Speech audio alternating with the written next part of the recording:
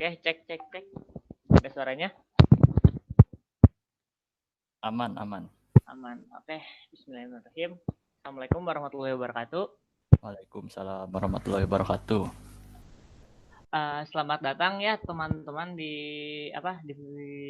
open class yang kedua yang berjudul Role in Software, di mana open class yang kedua ini cukup unik karena kita nggak akan ngoding bareng di open class ini, tapi kita bakalan sharing-sharing tentang pengalaman dari pemateri, yaitu Wahyu Setiawan, di mana pemateri ini cukup berpengalaman sekali di dunia bidang IT, sudah lebih dari 2 tahun. Jadi dia lebih mengenal realita atau asam manisnya di dunia IT di bidang developer gitu. Mungkin untuk yang pertama sebelum kita ke siklus materi, ada introduction dari Kompetegram dulu. Mungkin yang bisa disampaikan oleh teman saya, silakan. Oke, sebentar ya.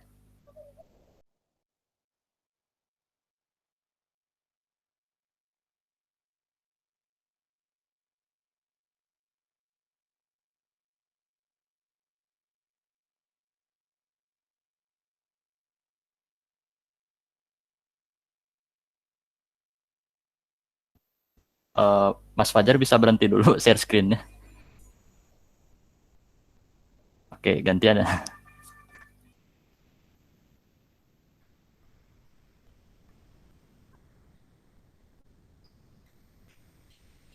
Oke, bagaimana? Sudah muncul? Sudah muncul. Oke, jadi saya ucapkan selamat datang buat rekan-rekan semua peserta open class kedua. Nah, sebelum kita masuk ke pematerian nanti sama Mas Wahyu, saya perwakilan dari Kompetegram akan sedikit menjelaskan dulu. Mungkin di sini ada yang non anggota dari Kompetegram.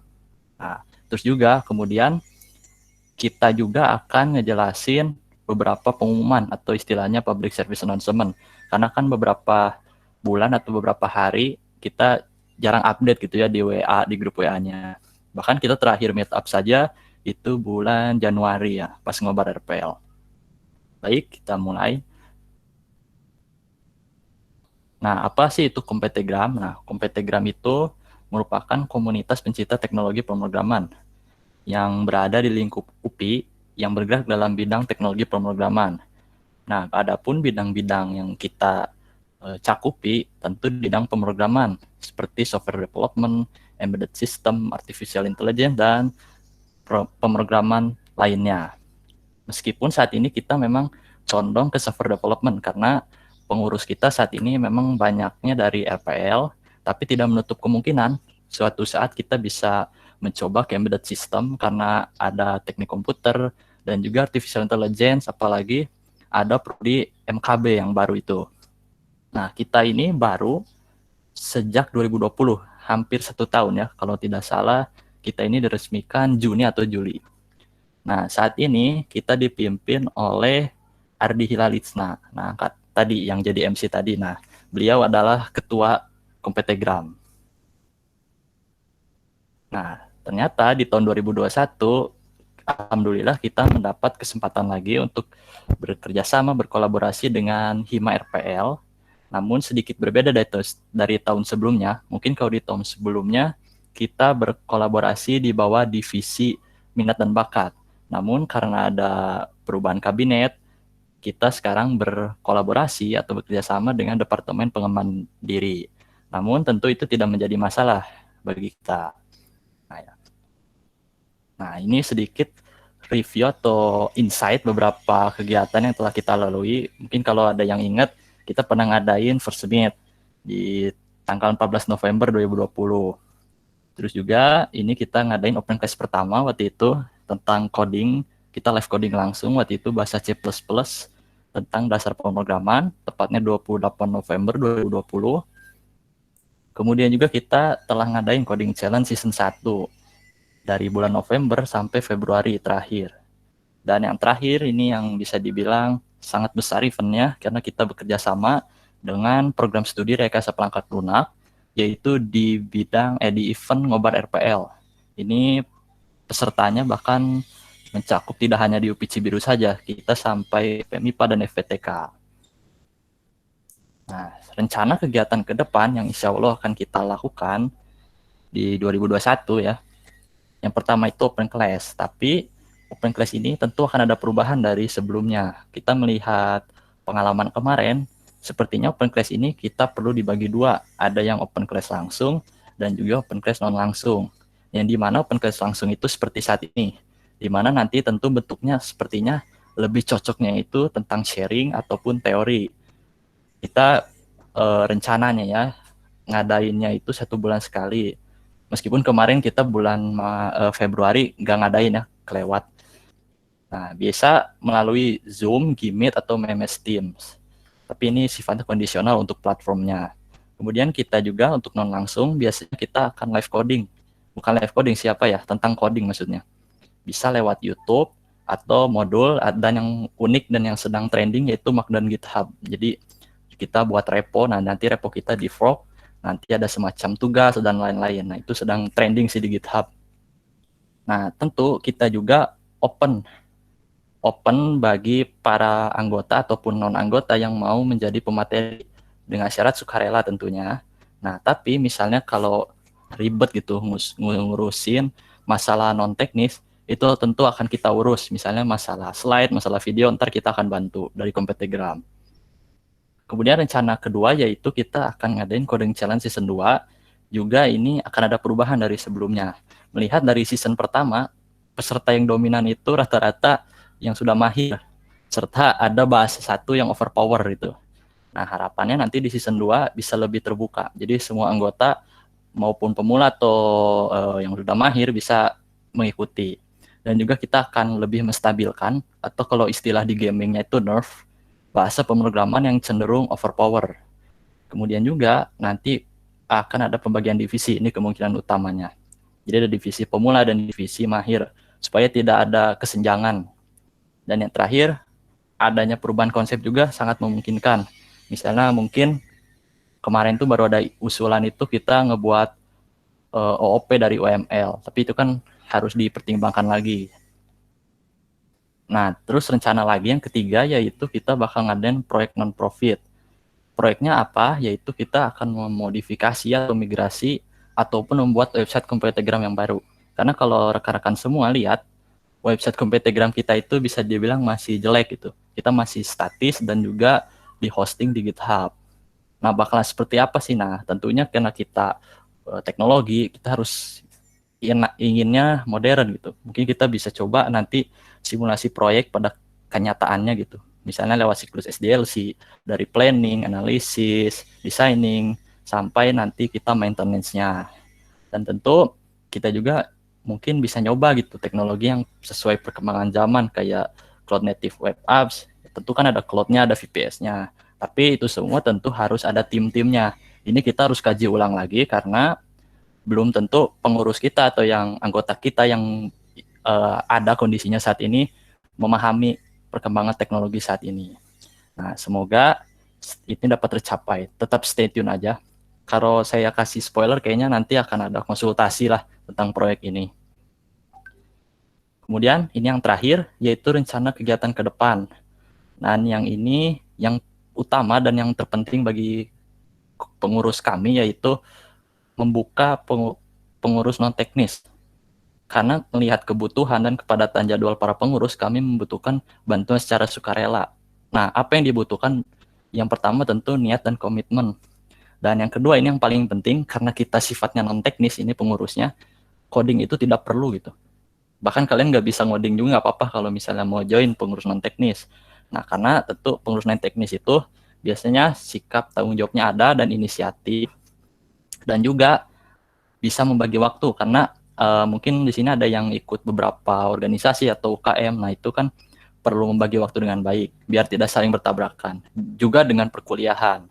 Dan nilai plusnya mungkin kalau misalnya ada leadership, bisa ngedesain, terus bisa menginisiasi suatu ide. Nah, itu justru menjadi nilai plus. Nah, misalnya buat rekan-rekan semua yang ingin bisa coba nanti hubungi saya atau Mas Ardi atau Mas Fajar tentang ini. Jadi kalau misalnya mau join silakan aja. Kita ini sepertinya bakal buka terus-menerus karena kita emang lagi butuh sekarang pengurus non-teknis ini. Jadi ingat di garis bawah ya, untuk pengurus non-teknis ini kita nggak harus jago ngoding. Oke, paling itu saja public service announcement dari Kompetegram. Terima kasih atas perhatiannya. Assalamualaikum warahmatullahi wabarakatuh. Waalaikumsalam warahmatullahi wabarakatuh.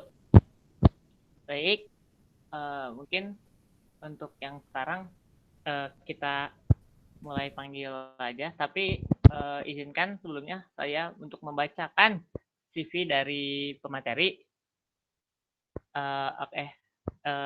Untuk pengalaman bekerja di PT Ihsan Solusi Informatika Bandung sebagai mobile developer, lalu bekerja di PT Sunbersi Bandung sebagai part-time mobile developer, lalu juga di 41 Studio Cimahi mobile developer dari September 2017 sampai Desember 2017, lalu juga untuk yang tadi sebelumnya saya lupa, yaitu PT Ihsan Solusi Informatika dari Desember 2017 sampai sekarang, dan di PT Sunberry dari Desember 2017 sampai sekarang. Untuk pendidikan, SMKN 4 Padalarang, Bandung Barat, di jurusan Network Engineering atau Teknik Jaringan Komputer, lalu juga sekarang berada di Universitas Pendidikan Indonesia, Bandung, dengan jurusan Software Engineering atau Rekayasa Perangkat Lunak. Untuk proyek, yang pertama ada Flowcode, bekerja sama dengan Pertamina EP, lalu komunitas di PT Sunberry, ESDM di PT Sunberry, TRAF, yaitu sebagai partisipan di Hackathon Bandung Lautan IP 2018, lalu Siabuh di PT Sunberry, lalu Sejahtera Mobile di PT Ihsan Solusi, dan masih banyak lainnya. Maka dari itu langsung saja kita panggil, yaitu Mas Wahyu Setiawan, mangga. Halo Wahyu.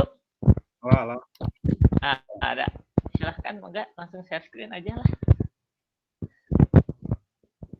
Bentar ya. Oke.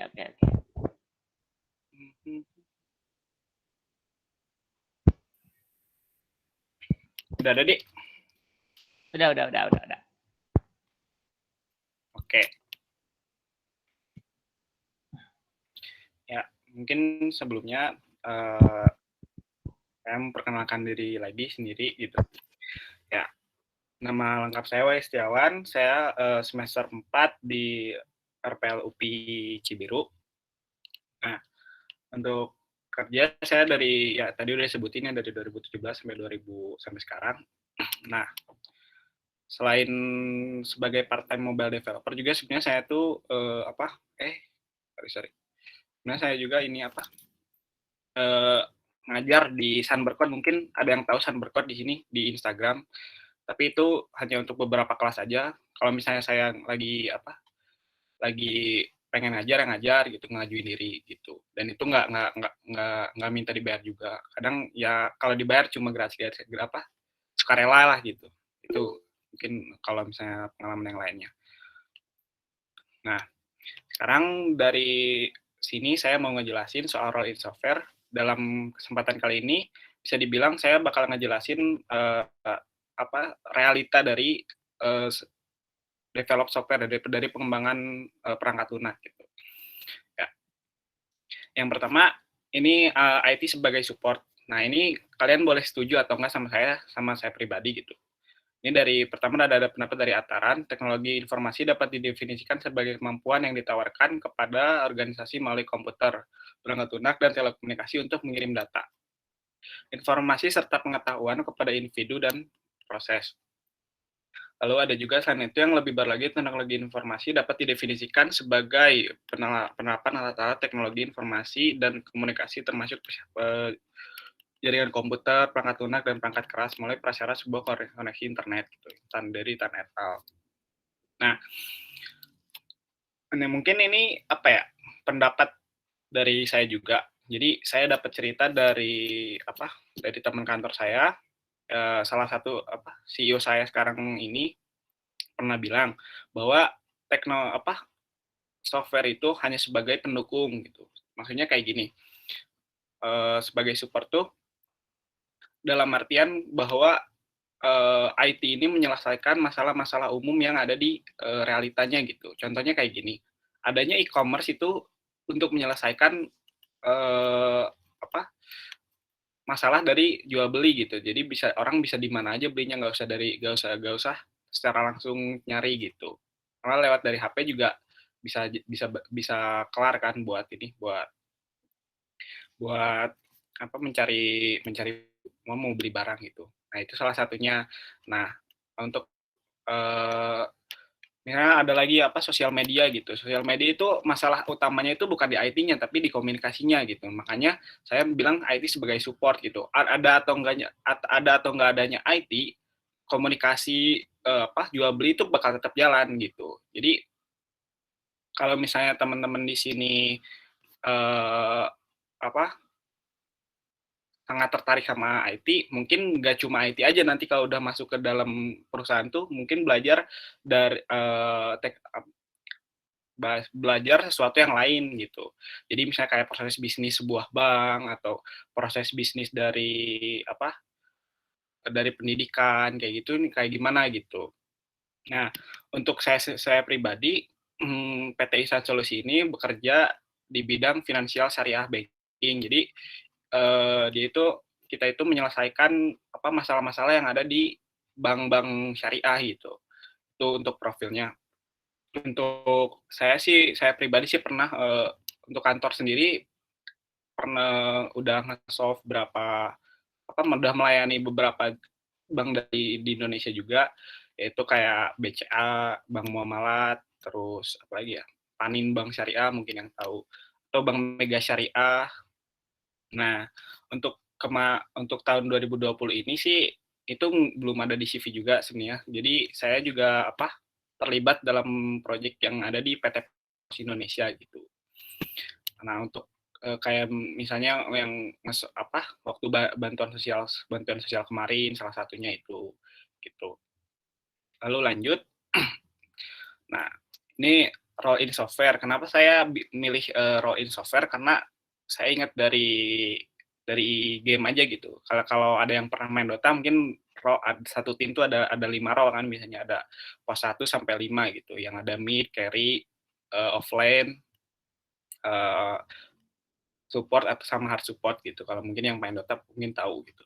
Nah, kenapa saya pengen ngebahas ini karena buat mencapai satu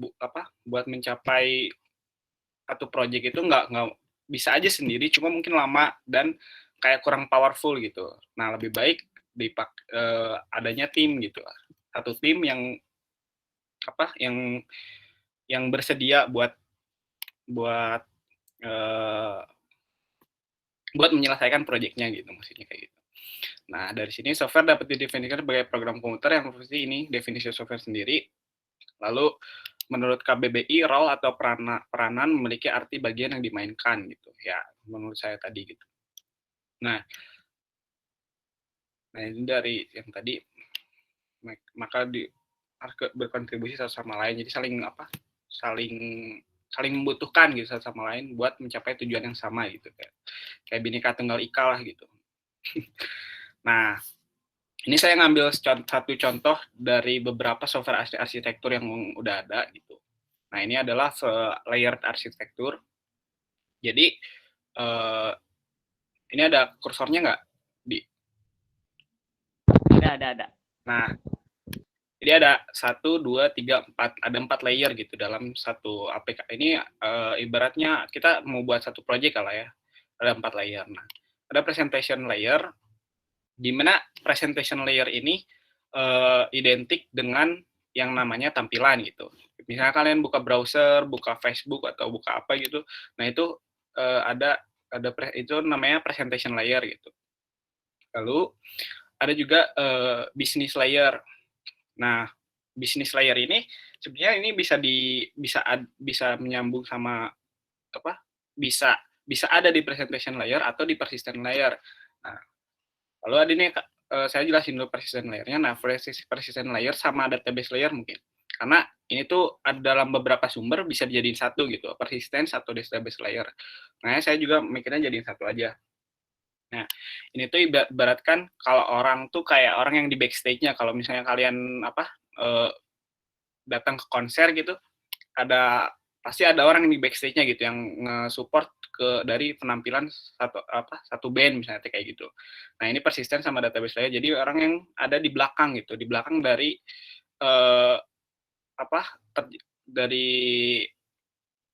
dari lancarnya sebuah show gitu, kasarnya kayak gitulah. Nah, ini presentation layer tuh bisa dibilang sebagai front-end developer.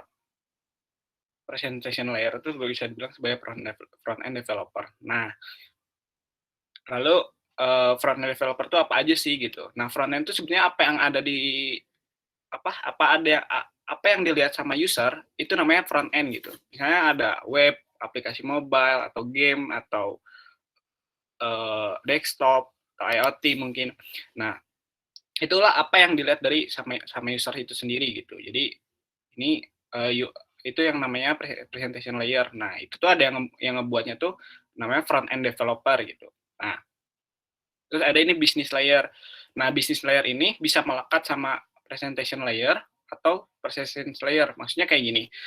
Dalam satu aplikasi di front end ataupun back end gitu. Nah, ini namanya back end yang persistent sama database layer. Jadi ngurusin datanya kayak gimana, nah ntar tuh dikirim ke front end gitu. Nah, kayak gitu. Nah, dari business business layer ini bisa melekat ke bisa melekat ke front end maupun ke back end gitu. Maksudnya kayak gini. Ya, ada data nih 100 misalnya tuh. Ada 100 data. Terus user tuh mau filter gitu kan. Mau filter berdasarkan namanya descending misalnya tuh. Nah, itu kan dari sebenarnya kalau misalnya kita dikasih data 100 bisa dari UI mungkin dari front end atau bisa query lagi ke database, bisa minta lagi ngambil lagi data ke database descending gitu. Dari back end lalu dikirimin ke front end. Nah, kurang lebih kayak gitu sih kalau misalnya ini. Nah, jadi urutannya tuh bisa dibilang kayak gini. Dari front end developer lalu ke back end developer. Nah, ada yang menyekat dari situ dari back end developer tuh. Karena misalnya aplikasi mobile tuh nggak bakal di dalam aplikasi mobile tuh nggak bakalan ada server gitu. Nah, di aplikasi desktop juga mungkin nggak bakalan ada server gitu.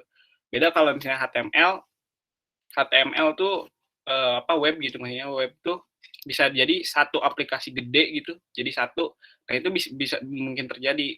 Makanya ada kalau misalnya dari mobile atau dari klien yang lain ada yang menyekat antara dua layer itu, misalnya dari front end ke back end. Namanya adalah REST API gitu. Namanya REST API. Nah, REST API ini sebenarnya formatnya juga banyak gitu. Cuma yang paling umum dipakai sekarang itu namanya JSON. Mungkin bisa dicari aja JSON atau yang lagi ramai sekarang itu namanya GraphQL gitu. Nah, mungkin segitu untuk roll-in software secara secara kasarnya gitu. Nah, ini bisa dibilang ini sebuah evolusi dari pembuatan software dari dulu sampai sekarang gitu. Ini ada monolitik. Yang pertama ada monolitik. Nah, monolitik itu yang tadi saya bilang bahwa satu aplikasi di dalam satu server berarti. Itu ada UI, ada access control, ada business logic. Business logic itu maksudnya kayak flow dari dari aplikasinya, dari perangkat lunaknya gitu. Mungkin misalnya login gitu. Nah, login itu user login, berarti kan user dari sini input, terus lewat API misalnya, atau kalau nggak API namanya controller gitu, access control kan. Lalu ke business logic. Nah, di business logic ini tuh diolah datanya tuh nih. Dari business logic misalnya kita nge-get, select yang usernya ini, nama passwordnya ini dari database ada nggak gitu. Kalau nggak ada di CUI-nya kayak gimana gitu, balik lagi kayak gitu. Ini kurang lebih kayak gitu ya ininya. Jadi satu aplikasi gede isinya web gitu. Nah, dari situ, karena ini lalu ada ini service oriented. Nah, tadi yang saya bilang mobile sama desktop mungkin yang lainnya itu tuh nggak ada server gitu, jadi nggak bisa dipakai monolitik. Makanya ada yang ada service yang membatasinya gitu, ada yang menjembataninya, maksudnya bukan membatasi, menjembatani antara server sama ini nih web, mobile sama aplikasi ini sendiri gitu. Nah itu namanya REST API, biasanya disebutnya REST API, Application Programming Interface gitu. Secara ininya secara ilustrasinya ya, jembatan antara mobile sama servernya kayak gitu. Nah ini yang selanjutnya ada microservice. Nah ini microservice tuh yang lagi memang banyak dipakai sama sekarang gitu. Kenapa? Jadi ibarat satu aplikasi gede, nah si service-nya tuh dipisah-pisah. Misalnya ini service buat user, buat ganti password atau apa gitu. Ini ada service buat transaksi, misalnya kalau misalnya e-commerce tuh ada service buat ada loggingnya gitu, buat di di DevOps mungkin yang ngelihatnya. Nah, itulah kenapa pada pakai microservice gitu. Kalau misalnya kita pakai monolitik gitu, maksudnya kita pakai monolitik atau service oriented gitu. Jadi kayak gini misalnya, jika ada perubahan, kalau misalnya di monolitik ada perubahan satu aja di UI, cuma ganti button gitu, ganti button jadi warna merah jadi warna biru misalnya, atau kayak gitu. Nah itu tuh harus harus nge-compile ulang gitu. Jadi si servernya tuh harus nge-compile ulang. Nah, kebayang kan berapa gede, mungkin kalau misalnya aplikasi sederhana memang nggak kerasa, tapi kalau misalnya udah gede banget nih, pasti bakal kerasa nih kayak gimana. Belum dari back-end-nya di-compile ulang gitu, belum dari dari UI-nya, dari API-nya, itu semuanya di-compile ulang, terus baru dijalanin lagi. Nah, ngejalanin lagi mungkin bisa waktu berapa gitu. Kalau misalnya di kantor saya tuh buat nge-restart satu server aja bisa makan waktu sampai 15 sampai 20 menit. Kalau misalnya untuk sebuah aplikasi sederhana ya memang nggak masalah 15 sampai 20 menit. Kalau usernya cuma per menitnya cuma 10, cuma 20 gitu. Nah, kalau misalnya per detiknya memang ada ratusan request kan jadi banyak komplain juga gitu. Makanya ini monolitik emang nggak terlalu ini gitu. Nah, ini service oriented yang tadi maksud saya yang dipisah gitu. Nah, ini untuk service oriented. Nah, dari service oriented ini satu-satu yang di-compile. Jadi ada mobile, dia bisa sendiri, front end-nya bisa sendiri gitu. Kayak gitu. Nah, kalau ini lebih expert lagi. Jadi yang di restart itu hanya satu service-nya gitu. Ini ada perubahan di login. Nah, yang lain tuh nggak bakalan keganggu gitu. Kurang lebih kayak gitu kalau misalnya microservice kayak gitu. Nah, mungkin saya mau balik lagi dulu ngejelasin dari sini gitu. Dari sini aja. Nah, dalam sebuah pembuatan project itu tuh tahapannya kan panjang. Mungkin teman-teman di sini udah pada tahu SDLC kan, di mana itu software development lifecycle yang menjelaskan gimana sih flow aplikasi metodenya gitu. Nah, yang pertama ini di luar di luar bisnis dan administrasi ya, maksudnya kayak gini. Itu masalah demanding permintaan usernya kayak gimana, mungkin itu kan yang prosesnya mungkin bisa jadi CEO atau CTO kantor lah gitu kasarnya. Nah, ini misalnya project udah dikasih, apa sih yang dilakuin dari para developer gitu. Ini saya bakal ngegambar aja di sini. Yang pertama, dari mouse dulu. Ini.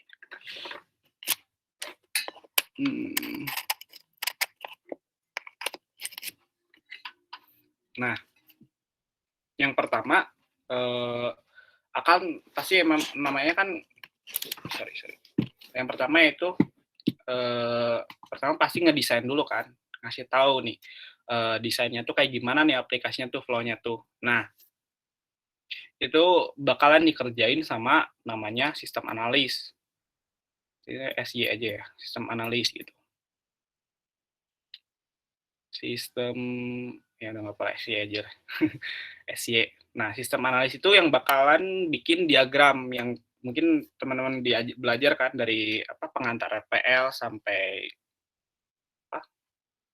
kemarin tuh semester 2 lupa nama matkulnya.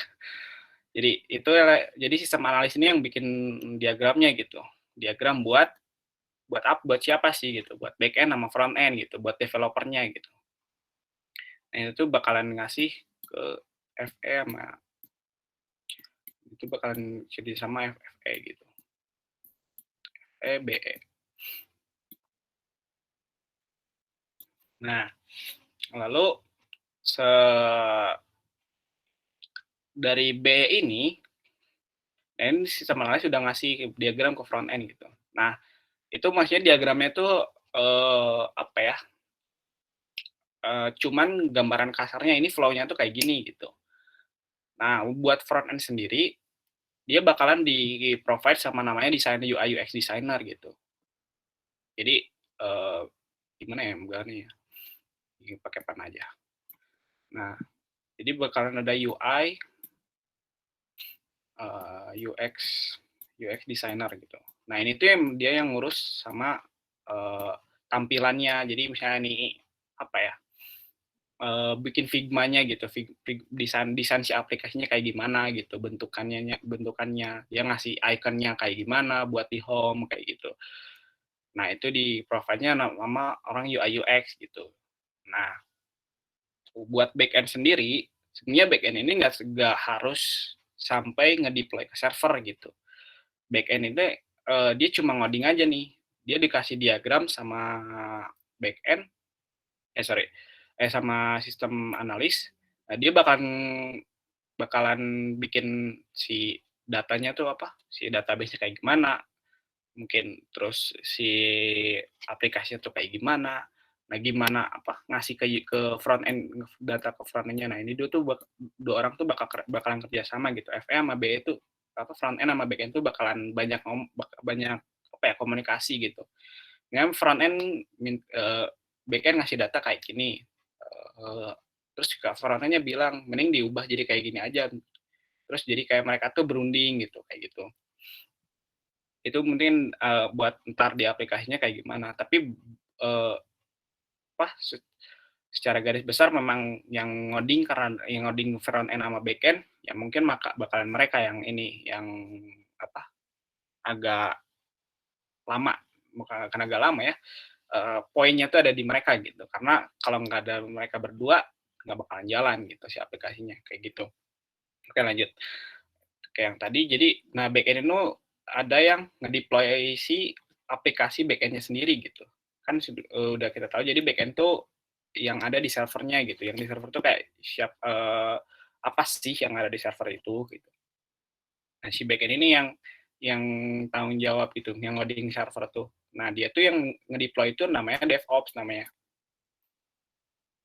DevOps aja. Nah, dia tuh bakalan ngebantuin si backend buat ngedeploy ke server gitu. Nah, ntar si backend-nya tuh biasanya DevOps nih kerjanya cuma pertama nge-setup servernya dulu kayak gimana. Entah itu pakai Docker atau apalah gitu. Tergantung requirement sistemnya juga gitu. Nah, si DevOps ini bakalan ngebantuin si backend-nya tuh buat ngedeploy gitu. Jadi kayak misalnya dia ngurusin si memori dari servernya berapa, gimana nih spek yang bagusnya gitu. Kurang lebih kayak gitu kalau DevOps tuh kerjaannya tuh.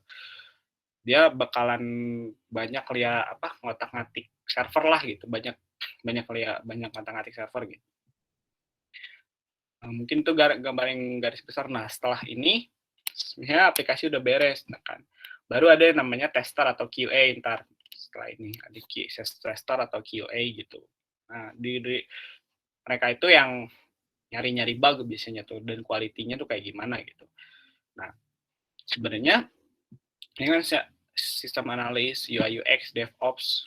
Nah, misalnya tumpuannya memang cuma ada di sini aja nih, di front end sama back end-nya aja nih, tumpuannya cuma ada di 2 itu aja. Nah, tapi kalau misalnya nggak ada UI UX, sebenarnya nggak ada UI UX misalnya. Nah, ini front end-nya kasihan nih, front end-nya kasihan. Jadi kayak, saya sendiri orang yang nggak bisa ngedesain walaupun saya, kerjaan di mobile developer, ya bagian front end gitu kan. Mobile developer tuh yang bikin aplikasi mobile kan. Nah, kalau nggak ada UI UX, saya jujur nggak bakal luas gitu, maksudnya nggak bakal luas gimana ya, nggak bakal enak gitu ngodinya, ini harusnya kayak gimana gitu. Nah, si UI UX ini bakalan ngobrol sama user langsung. Biasanya orang-orang bisnis gitu, orang-orang bisnis yang ngerti apa, si target pasarnya kayak gimana, nah biasanya dia ngobrol sama UI UX, makanya, tampilan tuh memang apa ya, sesuatu yang inilah, yang penting.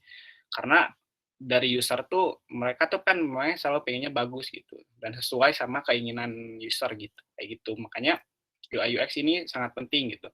Jadi si aplikasinya juga terdeliver apa, berkesan baik lah di usernya gitu.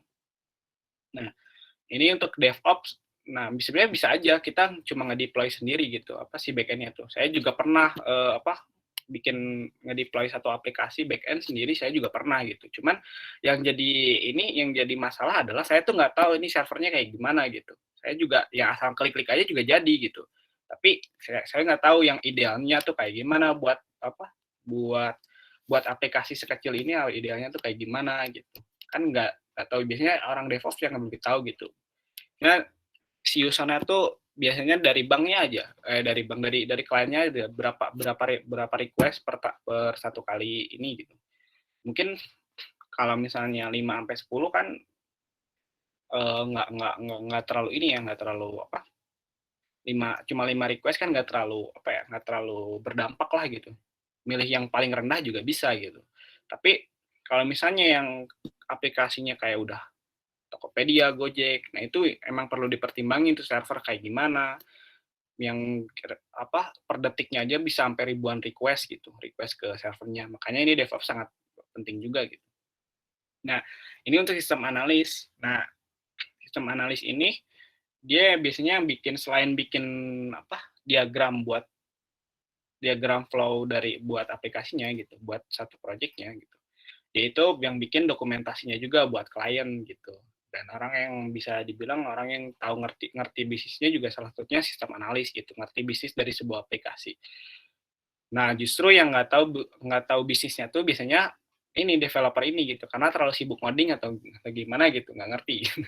Jadi biasanya karena yang lebih apa ya, lebih banyak ngobrol sama klien, itulah yang orang yang tahu bisnisnya gitu. Nah,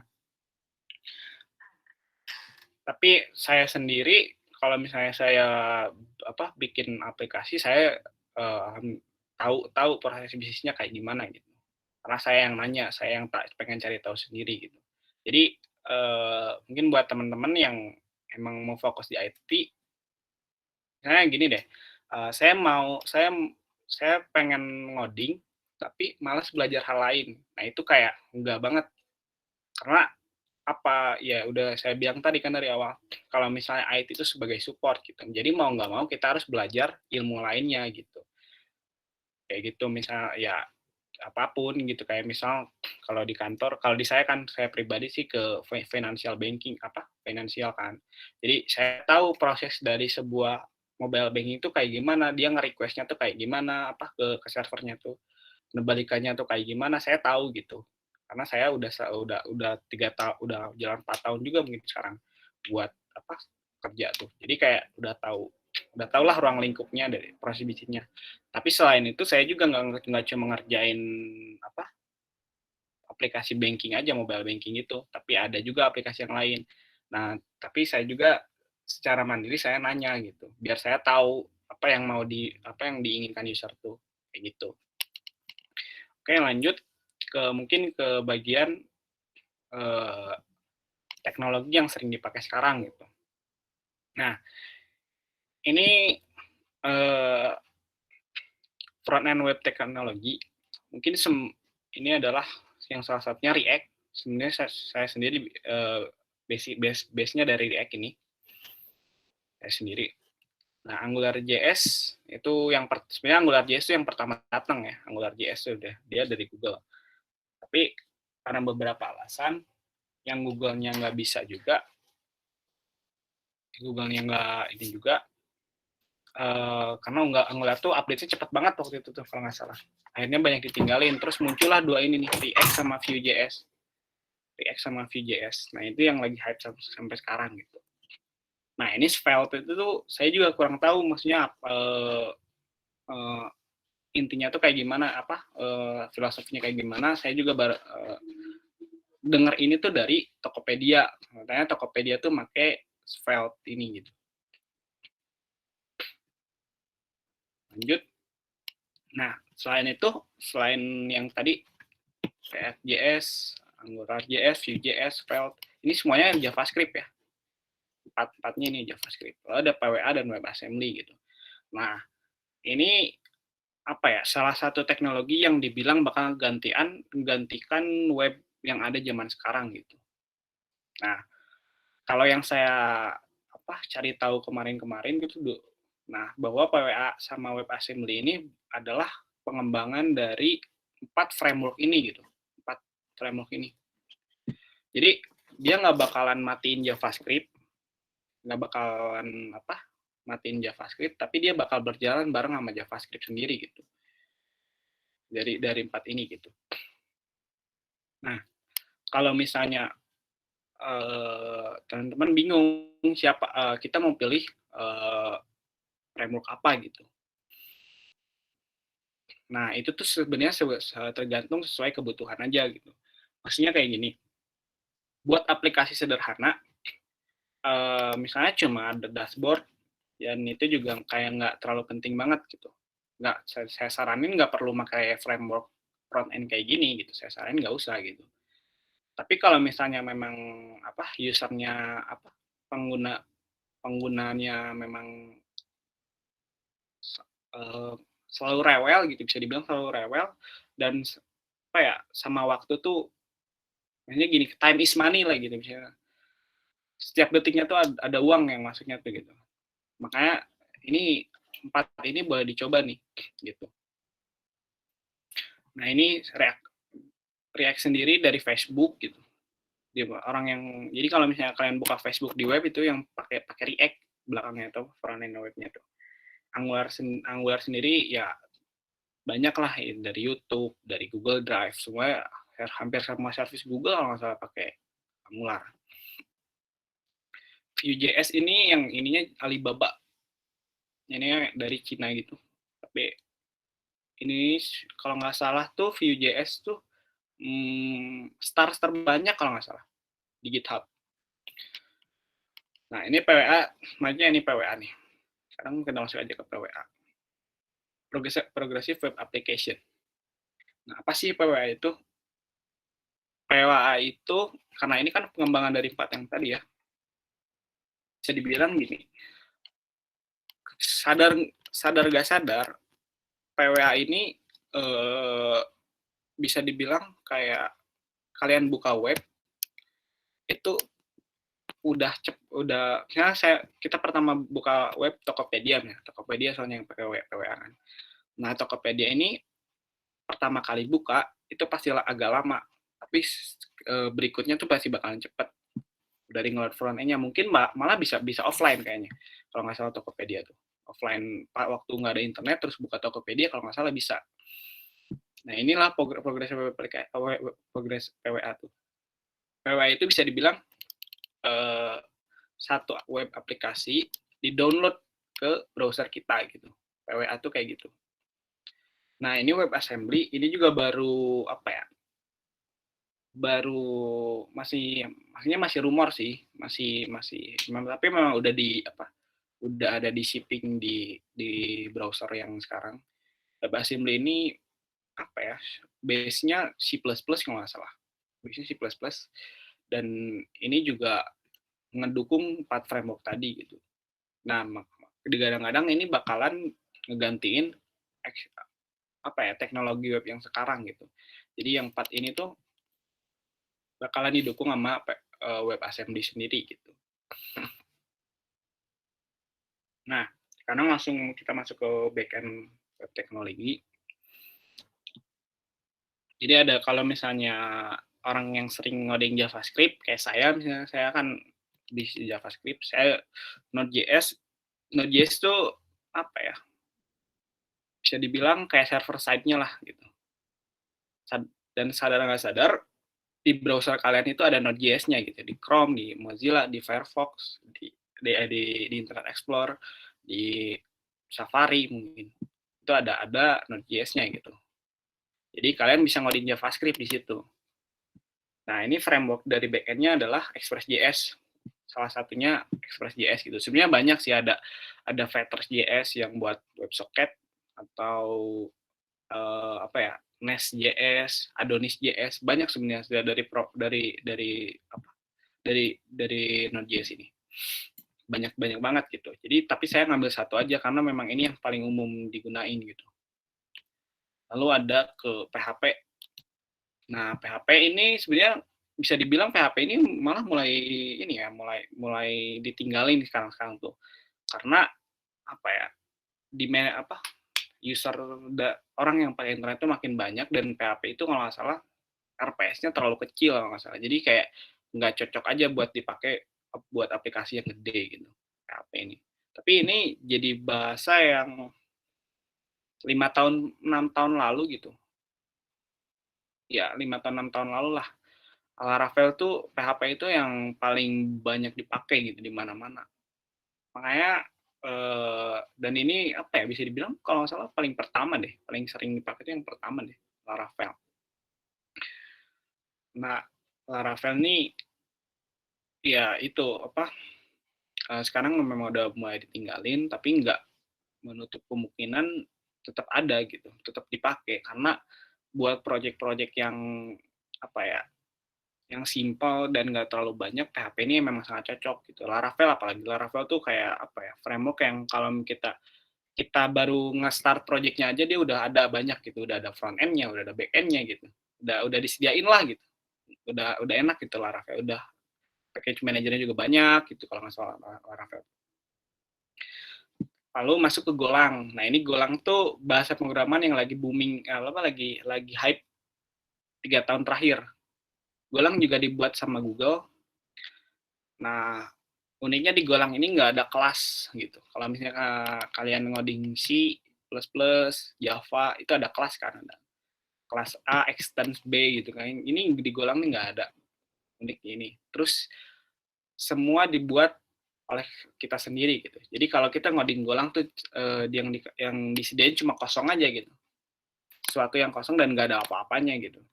Nah, kenapa pada pakai Golang? Di sisi lain ini juga cepat gitu. Dibanding sama PHP tuh kalau nggak salah hampir 3 kali lipat cepat PHP. Cepat Golang, sorry. Golang. Nah, tapi semua mungkin sekarang udah ada ya beberapa package-nya mungkin. Tapi kebanyakan dibuat sendiri gitu.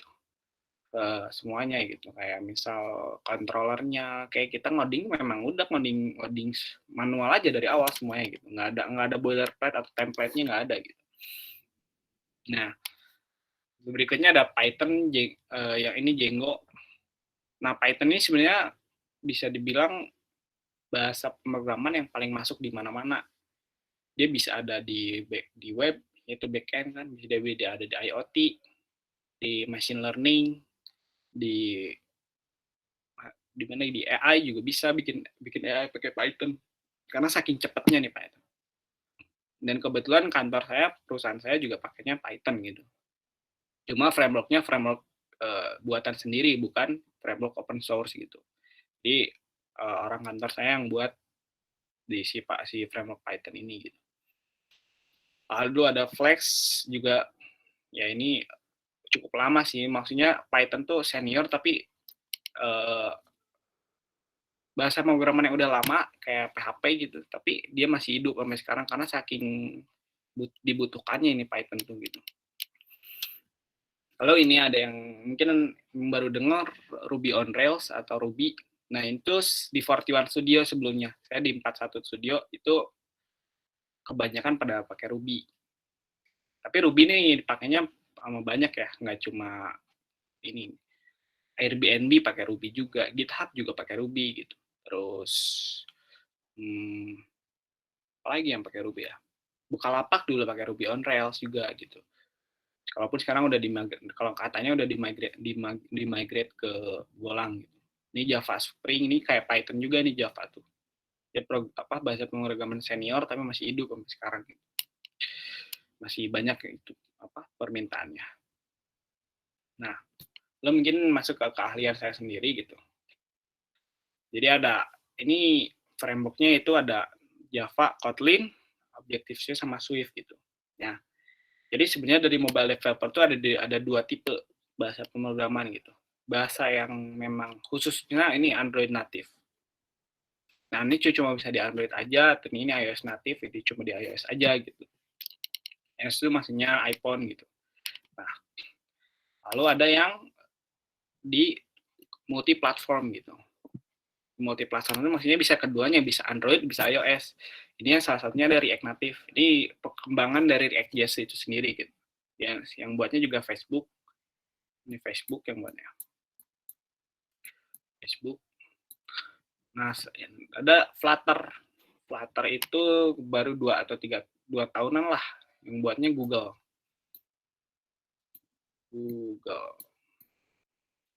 Nah, jadi kalian cuma ngoding satu kali, bisa running di Android sama iOS pakai framework ini. Nah, ini adalah framework yang mungkin lagi banyak peminatnya karena ya gitu, buat satu perusahaan bikin ini gini, aplikasi YouTube misalnya, itu misalnya dibuat pakai dua ini, dia bakalan beresin dulu satu Android baru iOS. Jadi development 2 kali buat Android sama iOS karena dua bahasa pemrograman yang berbeda. Maintenance juga dua kali. Ya pokoknya semua 2 lah. Karena dulu tuh ada namanya Android developer, ada iOS developer. Nah, semenjak ada bahasa pemrograman, sebenarnya ini memang yang paling trending ya. Sebenarnya ada yang lain, ada Xamarin kalau misalnya framework yang bisa jalan di 2 platform tuh. Xamarin, ada Ionic juga yang base-nya dari AngularJS gitu. Nah, ini React Native tuh semenjak ada 2 ini, akhirnya inilah yang hype gitu sekarang, yang lagi seru, ini yang lagi rame karena ya gitu, maksudnya perusahaan juga mikir gini, kita bayar 2 developer buat satu aplikasi, harga satu aplikasi mungkin nggak seberapa ya mungkin nggak seberapa gitu, malah jadi kayak keuntungannya lebih sedikit juga gitu. Kita bicara soal uang ya, makanya kayak gitu. Nah, untuk React Native atau Flutter sendiri, dia bisa kita satu kali nulis dengan bahasa codingannya, kalau ini base-nya JS, kalau ini Dart. Dart juga bahasa pemrograman yang dibuat sama Google juga gitu. Nah, ini JavaScript atau bisa pakai TypeScript gitu. Nah, ini ada Flutter juga gitu. Flutter tuh pakai Dart. Nah, jadi satu kali nulis dengan codingan yang sama, kita bisa running di Android ataupun iOS gitu. Kita bisa ngedeploy dari Android ataupun iOS. Dua-duanya sama gitu. Nggak beda jauh gitu. Kayak gitu. Itu kenapa aplikasi cross platform sekarang lagi hype juga gitu. Nah, selain ini bisa juga pakai ini PWA. Nah, PWA ini juga ikut ambil peran dalam pengembangan aplikasi mobile. Nih, mungkin saya kasih satu atau 2 contoh. Kalau mungkin kalian punya aplikasi Shopee, Tokopedia, nah itu 2 aplikasi itu pakai PWA. Apa yang ngebedainnya? Nah, ini kita sekarang masuknya ke masalah teknis gitu. Jadi kalau misalnya dibilang tuh bahwa kalau misalnya Android atau iOS itu punya bahasa pemrogramannya sendiri gitu. Makanya kayak tadi, kayak Android tadi pakai Java, Kotlin gitu. Terus iOS pakai Swift. Nah, untuk apa ya? Untuk PWA sendiri dia bisa dibilang web yang di-download di aplikasi kita gitu. Jadi apa yang ada di dalam aplikasi Tokopedia, Shopee itu bisa dibilang bisa disebut web HTML semua gitu. Tapi di-download. Makanya kenapa rasanya tuh seperti kayak native mobile development gitu. Kayak gitu. Makanya ini PWA juga lagi hype juga sekarang tuh, karena misalnya kita buat satu web, karena sekarang web zaman sekarang tuh responsif semua ya. Kalau kalian buka aplikasi di Facebook, buka Facebook di browser itu bakalan tampilan mobile banget gitu. Nah, kalau di desktop udah berubah jadi tampilan desktop ini, karena udah responsif gitu. Jadi kalau misalnya dia bakalan tahu untuk device yang lebih kecil kayak gimana sih perlakuannya kayak gitu. Nah, itulah alasannya kenapa PWA ini lagi rame, karena kayak gitu. Ya kita tinggal ini aja, tinggal ngoding satu kali, dia malah bisa 3 platform sekaligus gitu. Dari web, Android sama iOS gitu. Cuman yang jadi kendala PWA adalah kalau misalnya aplikasinya itu sangat gede banget. Makanya nggak heran kalau misalnya saya bisa bilang kalau misalnya aplikasi Tokopedia emang downloadnya cuma 100 mega. Tapi kalau misalnya udah dipakai kelamaan karena itu kan ngeload terus kan, download lagi. Bisa sampai 400 sampai 500 mega mungkin. Kalau Shopee mungkin bisa lebih kalau nggak salah. Kayak gitu. Dan itu juga kayak nggak kasihan ke usernya juga gitu. Nah, tapi kalau kita pakai ini Android native atau iOS native, itu di device juga nggak bakalan terlalu berat makan space memorinya, storage-nya gitu. Begitu. Itulah kenapa orang masih memilih pakai dua ini, Android native atau iOS native gitu. Nah, untuk dua ini React Native dari bahasanya juga native kan. Jadi si aplikasi, jadi bisa dibilang kalau JavaScript itu React Native itu JavaScript yang dikompil ke bahasa native itu sendiri. Bisa dibilang kayak gitu. Entah gimana buatnya, pokoknya ada yang menjembatani antara bahasa JavaScript dengan Java. Jadi JavaScript sama Java itu dua bahasa pemrograman yang berbeda. Ada yang menjembatani antara JavaScript dengan Swift gitu. Sedangkan Flutter ini, Dart ini, nah Flutter ini juga bukan natif gitu. Nah dia bisa dibilang, saya pernah baca artikel, Flutter ini bikin replika yang mirip sama Android natifnya buat dijadiin SDK. SDK itu Software Development Kit gitu. Nah, kayak gitu. Nah, lalu ada DevOps dan SRE. Nah, ini yang biasa di deploy di server gitu. Ini continuous integration dan continuous delivery. Nah, ini tuh containerisasi itu kayak gimana ya jelasnya? Ibarat kayak yang nganterinnya lah gitu bisa dibilang. Nah, itu ini memang ada banyak, ini ada Docker, ada orkestralisasi. Ini saya baru dengar, tapi yang familiar di telinga saya ini ada Docker sama Kubernetes. Nah, ini memang kerjanya si DevOps sendiri gitu. Ya biasanya si back end itu cuma misal Docker sama Kubernetes gitu.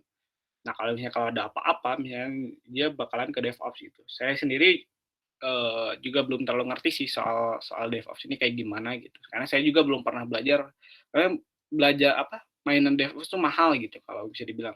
Karena bisa dibilang nggak ada layanan yang gratis. Kalau misalnya kita jadi developer kan tinggal kita belajar aja. Bahasa pemrograman open source banyak gitu. Tapi kalau server tuh nggak bisa dibagi-bagi gitu. Bisa dibilang kayak gitu. Server tuh kayak ya kita mau bikin server sendiri juga kayak susah gitu. Zaman sekarang malah lebih seringnya ke cloud. Tuh mau pakai AWS. Dan itu kan bayar gitu. Jadi kayak DevOps dan SRE itu biasanya kalau di saya sih ini orang yang memang udah pernah ngobrak-ngabrik server gitu, bisa dibilang kayak gitu. Nah, kalau circle saya sendiri emang saya pernah dengar juga dia bakalan nge-build gitu, biar kerjasama antar developer tuh nggak ngebingungin gitu, circle saya itu. Jadi kayaknya aplikasi mobile nih, kita mau kadang kayak gini ada kasusnya. Di laptop saya jalan waktu nge-run, tapi di laptop teman saya yang developer lainnya itu nggak jalan gitu. Ada kasus kayak gitu. Nah, inilah kenapa ada continuous integration dan continuous delivery gitu. Nah, kayak gitu. Lalu ada UI UX designer. Nah, ini yang ngasih desain gitu. Kalau di kantor saya kan pakainya Figma biasanya.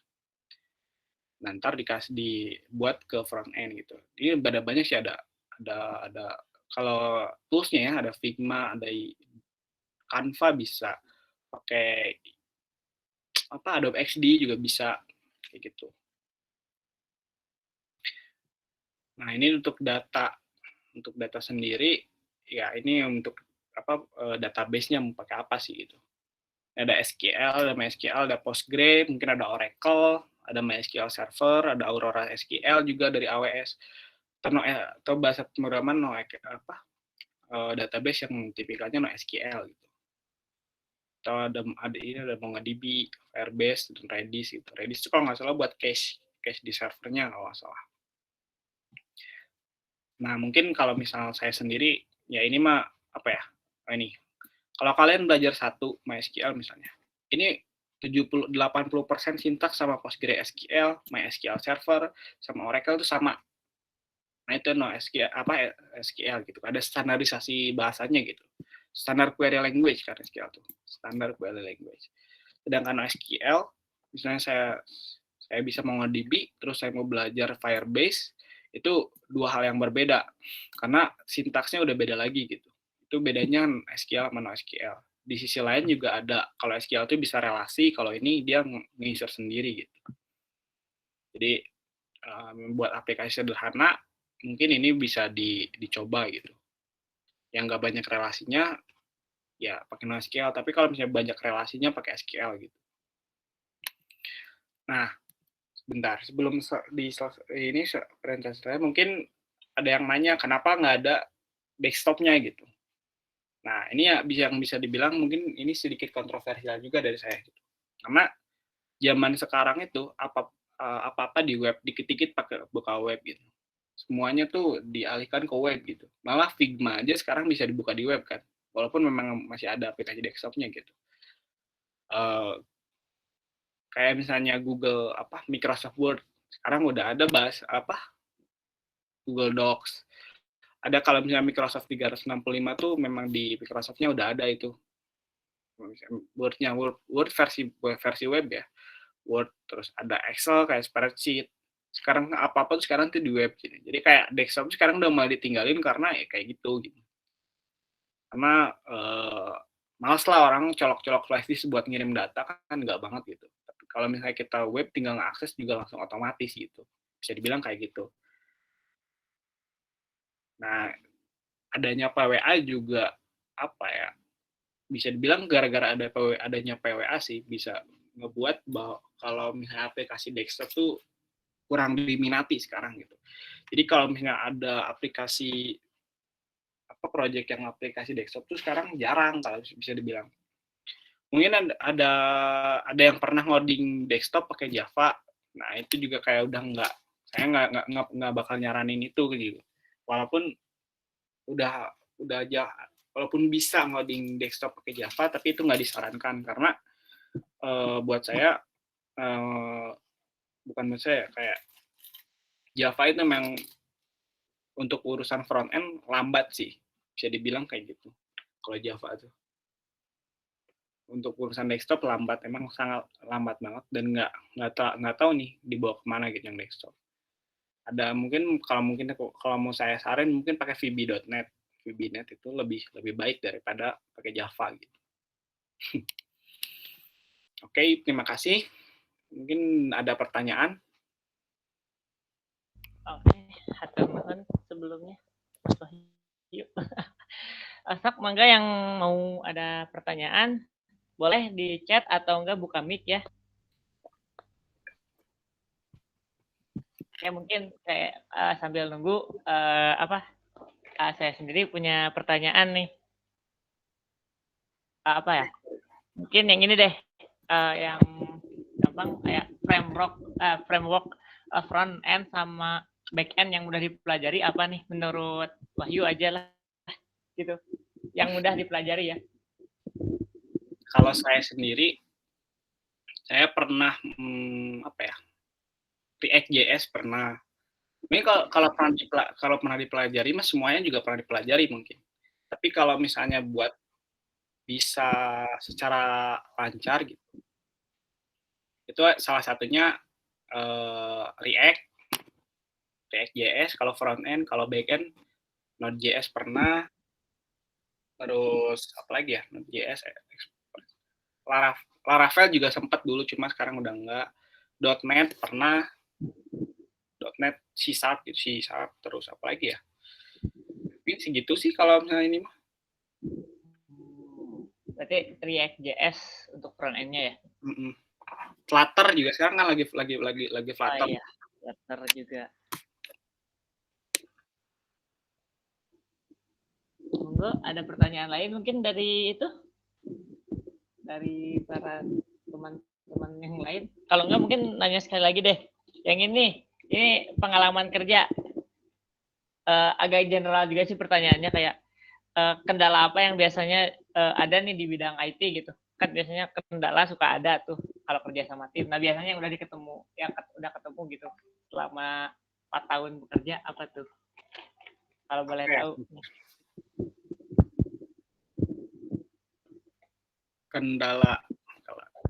Kendala waktu kerja.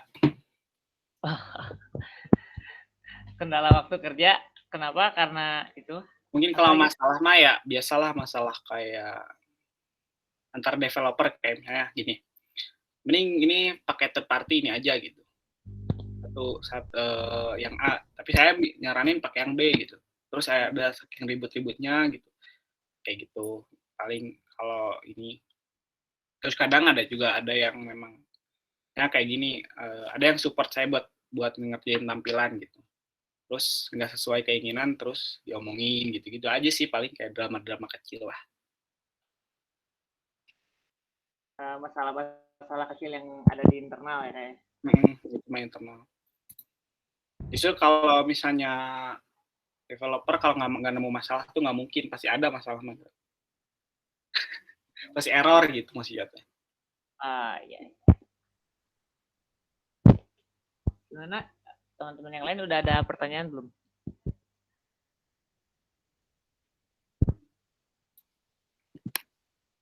Karena ini ada pertanyaan anonim cuman nggak mau disebut. Gimana? Mau disebut aja? Nih, ada nih. Yuk, pertanyaan anonim. Nggak mau disebut namanya. Saya pernah dengar tapi gagal paham kalau RESTful API dan REST API itu sama apa enggak gitu. Sama aja. Jadi kalau RESTful sama API, aja. Sama aja RESTful API itu. Oh, jadi RESTful API itu dua-duanya kepanjangan dari REST-nya. Dua-duanya sama-sama buat menjembatani antara back-end sama front-end gitu. Jadi ya udah, tinggal keyword-nya aja udah cari aja API gitu. Langsung ada. Kalau misalnya googling gitu, sama aja isinya gitu. Kurang lebih sama. Oh, kurang lebih sama antara RESTful API dengan REST API. Oke. Siap. Gimana ini? Ada pertanyaan yang lain mungkin? Nah, ada tuh. Apakah sistem aplikasi sekarang sebaiknya pakai microservice atau monolitik? Nah, itu apa ya? Kalau menurut saya ini kondisional. Kebanyakan memang, tapi sekarang monolitik masih banyak yang dipakai gitu. Tapi kalau misalnya udah banyak servisnya, mending udah kerasa berat nih monolitiknya, baru deh mulai dimigrasi ke microservice. kayak gitu. Jadi kayak nggak harus semuanya di monolitik, tapi nggak proyek kecil pakai res apa microservice, buang-buang resource juga, mahal soalnya microservice.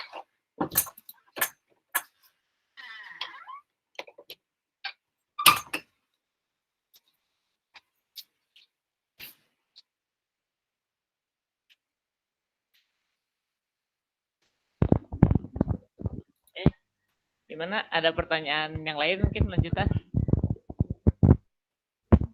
Mungkin nanya pengalaman juga nggak apa-apa. Cek, mau nanya.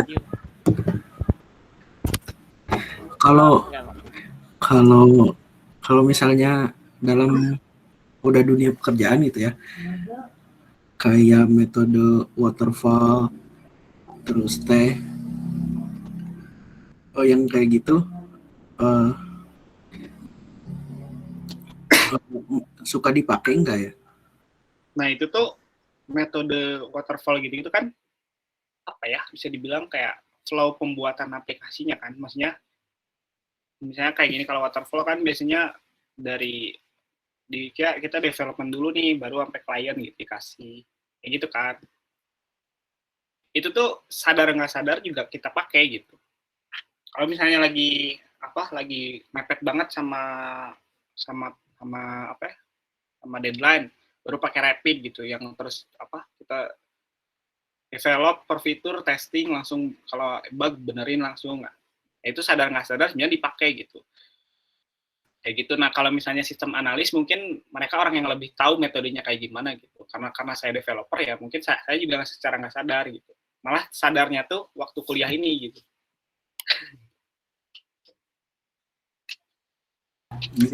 Siap, makasih Pak.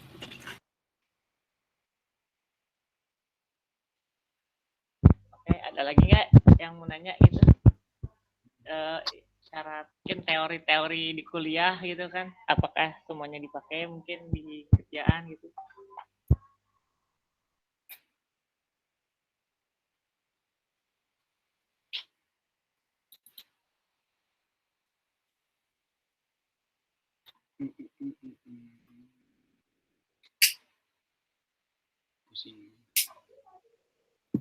Gimana teman-teman?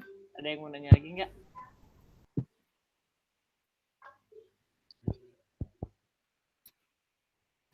Oke, ada nih satu. Kang, ngatur tugas kuliah sama kerja gimana nih? Ada tipsnya nggak? Ayo, Mas Wahyu, gimana tipsnya nih? Ada Ardi. Yang pertanyaan ini. Ada Ardi.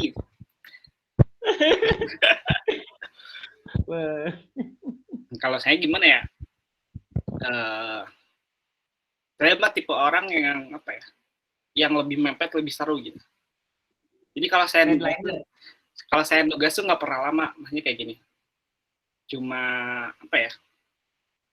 Paling nugas tuh paling lama tuh 3 jam gitu. Nggak pernah lama. Jadi nggak pernah sampai benar-benar gitu tugas tuh kayak gitu.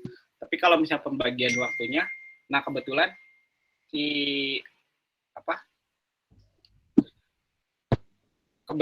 si kantornya itu fleksibel gitu. Si Insan Solusi ini kan saya maksudnya remote full time gitu. Jadi bisa kerja kapanpun gitu.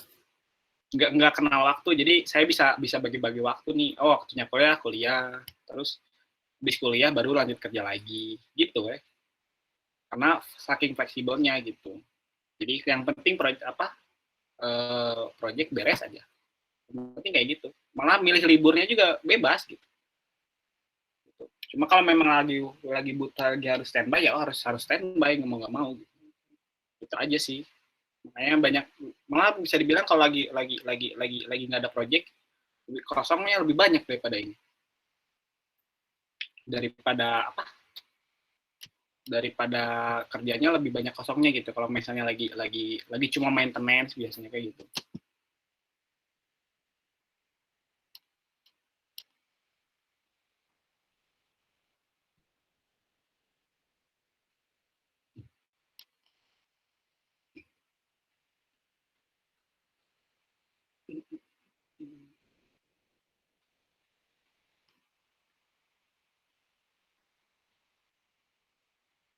kalau mau bisa pakai.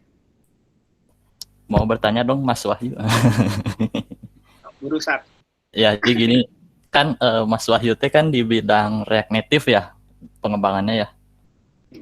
Nah, kalau ngelihat kan sekarang Flutter tuh tadi emang lagi trending ya. Nah, kira-kira apakah ngerasa kira-kira React Native itu bakal tersaingi dan hilang atau kira-kira masih bisa bertahan nih melawan Flutter React Native nih? Nah, mungkin kayak gini jawabannya. Ini agak teknis ya. Karena kayak gini. Karena yang jelas tuh gini. Flutter itu udah saya bilang tadi bahwa itu tuh Google tuh bikin replika gitu. Jadi dia bukan native komponen gitu. Sedangkan native komponen punya kelebihan, yaitu performance dan kayak itu kan di-compile jadi apa ya? Jadi ARM gitu kalau nggak salah. Jadi bahasa bytecode gitu. Itu yang kelebihannya dari si React Native itu sendiri gitu. Nah, kalau Flutter, sebenarnya kalau misalnya bicara dari Google Trends sih sekarang masih imbang sih Flutter sama React Native. Kalau misalnya ke depannya tuh mungkin bisa jadi pada ke Flutter semua, tapi mungkin bisa jadi kebelah jadi dua gitu. Karena tergantung kebutuhan juga kan. Kayak kalau misalnya usernya pengennya natif nih, ya udah pakai React Native. Gitu. Tapi kalau misalnya usernya pengennya cepet, ya udah pakai Flutter gitu. Karena si React Native ini sendiri dia tuh sebenarnya nggak 100% semua codingan yang kita diubah ke maksudnya 100% tuh waktu migrate ke ini ya, ke iOS ya. Itu ada sekitar 5%-an yang harus diubah-ubah gitu. Karena dua platform yang berbeda gitu. Itu kalau misalnya kegantiin sih kayaknya nggak tahu juga sih. Kayak Ionic gitu, nasibnya udah ditinggal, udah hilang. Itu nggak tahu, belum tahu juga. Tapi yang jelas ini peminatnya masih banyak karena ya dia bisa solve berbagai project gede juga kan. Di mana Facebook juga ya pakai sekarang tuh Facebook. Terus Pinterest atau Twitter juga pakai gitu. Kayak gitu. Sedangkan Flutter kan masih baru kan. Kita lihat nanti. Oke, mau nanya satu lagi dong. Nah, kan ada dua tadi, ada yang native, ada yang cross ya. Nah, kira-kira yang cross platform. Ya, nah kalau misalnya kelihatannya kalau saya lihat mah kayaknya ini yang cross platform tuh lebih diuntungkan ya ketimbang yang native. Nah, apakah emang yang native juga bakal hilang gitu atau nanti masih bertahan juga kira-kira? Gimana nih pendapat Mas Wahyu? Justru kalau kata saya native mah nggak bakal hilang. Karena dia base-nya kan mau sumbernya itu dari native gitu, sumber dayanya itu dari native. Jadi kalau native hilang, ini yang cross platform kayak gimana gitu? Pasti tetap ada nih gitu. Jadi malah native kan lebih apa ya? Lebih kerasa lah, lebih cepat juga ya. Terus apa lagi ya? Buat komunikasi kayak ke kamera gitu-gitu, kayak kalau kamera ke buat video atau audio kan lebih gampang dari lewat native daripada cross platform gitu. Dimana cross platform itu kan sendiri kan nge-compile dia. Ada jembatan lah gitu bisa dibilang. Kayak gitu, makanya native tuh memang nggak bakalan hilang. Dan buat deliver ke customer lebih baik native daripada sebenarnya lebih baik native gitu. Kadang user juga nggak yang penting pakai aja. Kadang user kayak gitu, makanya ya udah gitu. Kebanyakan sih user kan awam, jadi ya udah gitu, yang penting ada aja nih aplikasinya gitu, dia nggak peduli native atau enggak gitu. Tapi kalau misalnya usernya dari IT pasti mereka memilih native daripada ini. Itu paling. Oke, terima kasih Mas. Ada lagi nih.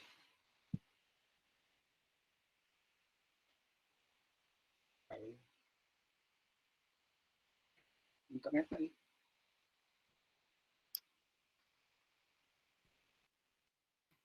mungkin Mas kita tunggu dulu aja 5 menitan lagi. Ini kayaknya Mas Ardinya juga lagi reconnection kayaknya. Jadi kita tunggu aja dulu, mungkin ada yang mau bertanya sekitar 3 menit mungkin atau 5 menit.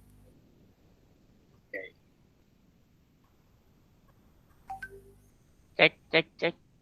Yodi. Ada? Oke. Gimana? Mungkin pertanyaannya apa? Udah aja kali ya. Soalnya ini udah. Mungkin sekarang selanjutnya boleh minta izin on cam aja semuanya supaya buat dokumentasi foto bersama.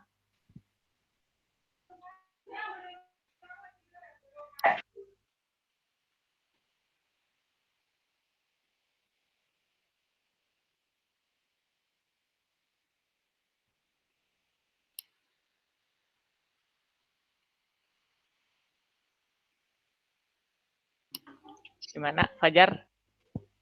Udah siap? Fajar, kameramen Fajar. Iya, sudah. Kasih hitungan mundur, Jar. Ini yang lain pada ini nyalain kamera.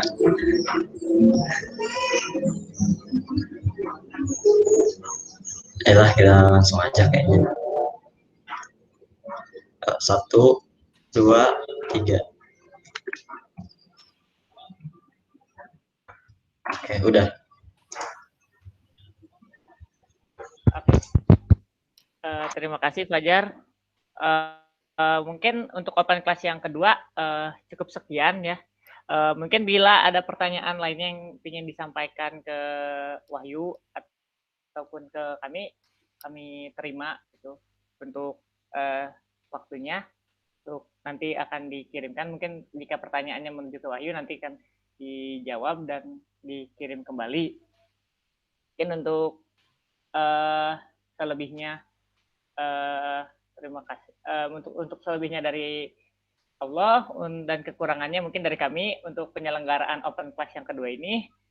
Sekian dari kami. Wassalamualaikum warahmatullahi wabarakatuh. Waalaikumsalam warahmatullahi wabarakatuh.